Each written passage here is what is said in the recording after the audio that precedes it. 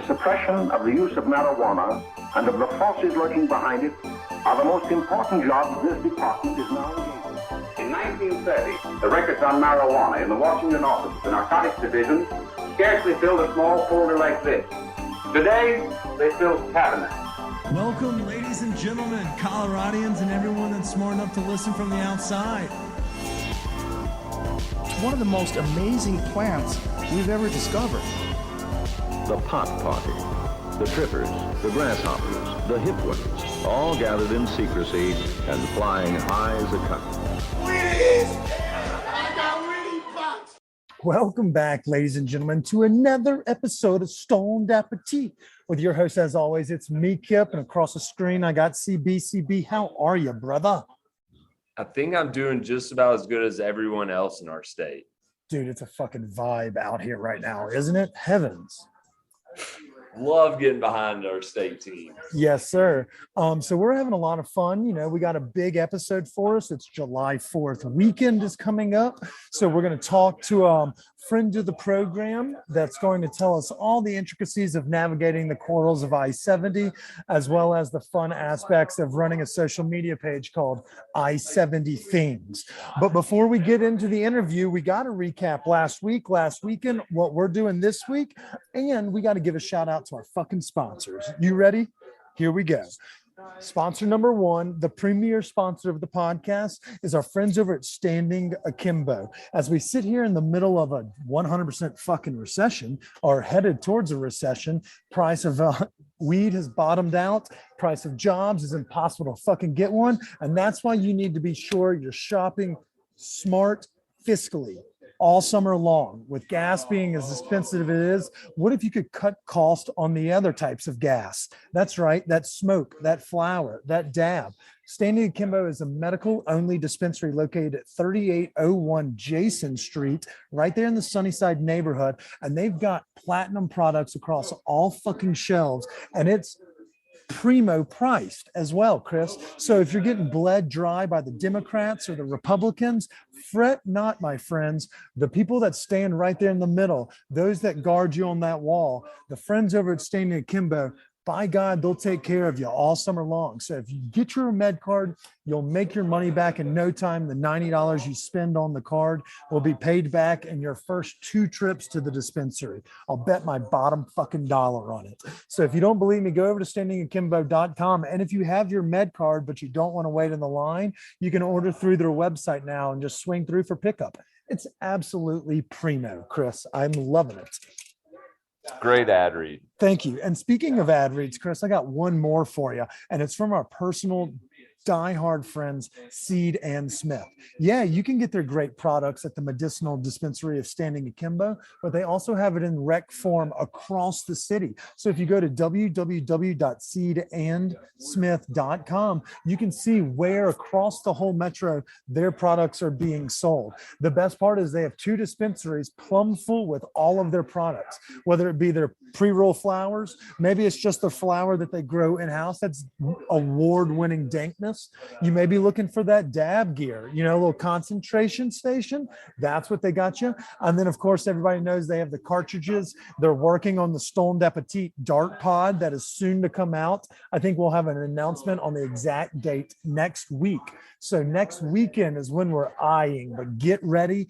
But you don't have to wait. Go to Seed and Smith today, go to their website, see where the nearest dispensary that's selling the dart pods, the pre-rolls, the concentrates, whatever you may be looking for, they've got a product SKU for you. So go give them a shout out. That's our friends at seedandsmith.com. We love them. Woo! And then we'll do another ad read later. But before we get into that, let's dive back into the weekend that was. I think a lot of folks saw that we were partying pretty hard and getting our beaks wet for game 5 when we thought we were going to be able to clinch the Avalanche at home, or the Avalanche may be able to clinch at home, but it seemed that Tampa had a little more fight in them, but that didn't stop us from having a big time, CB. Oh man, Friday was fun. And you know, Nola Jane was a great location. Yeah, I mean, I think, you know, you can't go wrong with most of the bars for this specific, you know, event. Like if you're going for a watch party and your whole city is behind it, I was thankful we had a good seat. We were next to good people. But that's not always the case. Downtown can be Chadville real fucking quick. And if you have a smoking hot girlfriend like you and I do, I mean, somebody may crow hop you in the face just to be able to speak with her if you're on the other side of the neighborhood. But luckily, none of the douchebags were out in full force on Friday, or at least we didn't get to see them. But I will say that these two douchebags on the screen right here called a righteous buzz. Nola Jane was fantastic in terms of cocktails. I didn't eat a fucking thing there. I just pounded tequila. And then we closed down Sunday Vinyl with the natural wine selections that Clara has brought. Excellent Friday, Chris. That was a good Friday. Closing out with Sunday Vinyl is always a nice treat. I felt like a bag of dicks on Saturday morning, though. Let me tell you what, I thought this was the end of me. The girlfriend was out of town. I was about to just call it in, be like, I'm done. I'm not going out ever again. Screw panic. But luckily, Snipe Burger kind of saved me and brought me some snacking. What'd you get into this weekend after I saw you Friday night? Well, Saturday morning, I actually woke up not feeling that bad. And I was kind of teetering on like, oh, this could be a hangover. This may not be, but I could feel it lurking. So before I headed to the WeldWorks Brewing Invitational, we swung by our friends at the Funky Flame to check out their new little location. Ooh, how is the new location? It's cool. It's an outdoor space, and they're, they've got like some chairs and tables set up. But man, their breakfast sandwich hit the spot. It's those sourdough English muffins, and they've got a little flat top where they're working some eggs, melting some cheese, sausage biscuits. So we ended up throwing one of those on this situation, and then started our fun drive to Greeley. How is Greeley? I mean, obviously they have dank beer being brewed up there, but how's the vibe, the scene in Greeley, Colorado? The drive sucks, but once you start pulling into Greeley, you realize like it is a college town. So I mean, it's got some stuff. The Northern Colorado Bears. Yes, go Bears. I think it's the Fighting Bears. I don't know, whatever. But anyways, yeah, you get into the downtown area and there's nice like restaurants or shops. It's all set up kind of like the downtown of a college town. But anyways, yeah, we got there right on time, pulled in. Luckily, they were having this event inside, so it was just nice. You went into like a big ballroom. But yeah, so we got in there and it was set up great. There were tons of breweries from all over the place, from Texas, New York, Wisconsin, I mean, everywhere. What was your favorite beer you had? I mean, it's hard to say a favorite because they had so many different ones. The stouts were a little too much for me at this on a summer's day. After not a even hangover?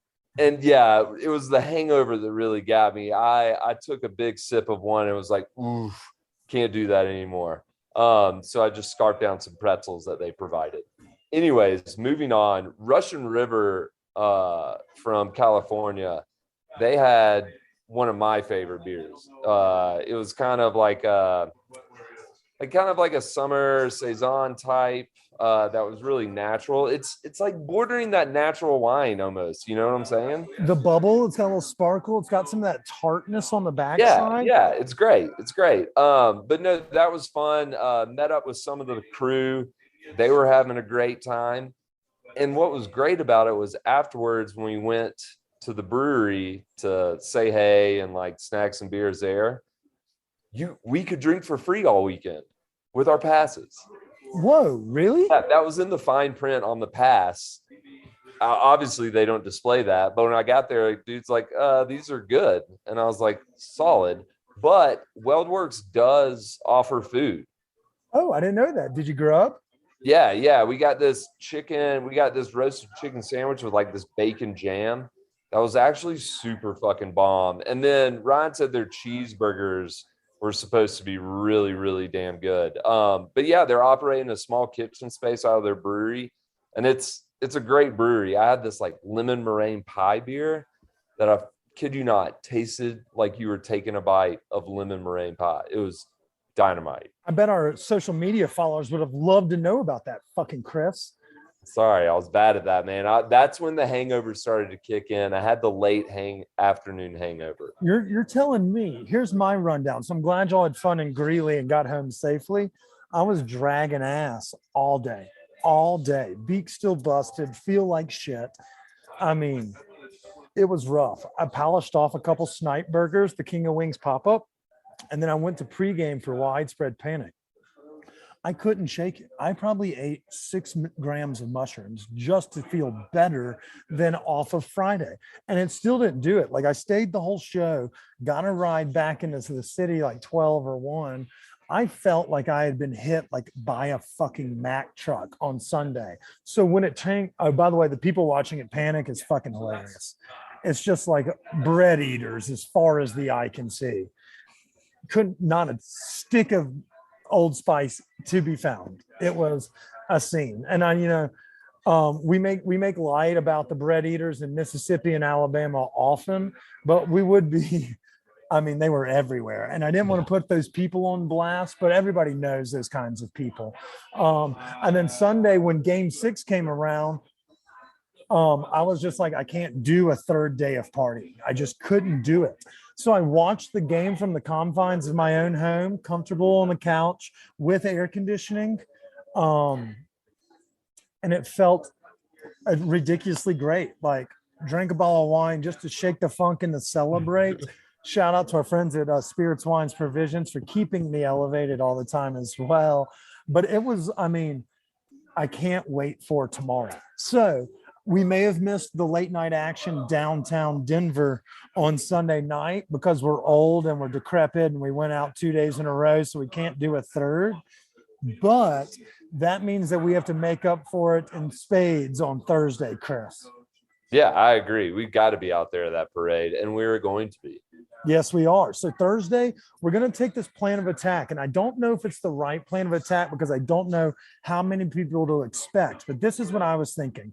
We set up, we're going to do some Jello shots. We're going to have some drinks from friends of ours. We're going to have some tequila shots. We're going to be sharing the love with everybody, goofing off and having fun. So look for us.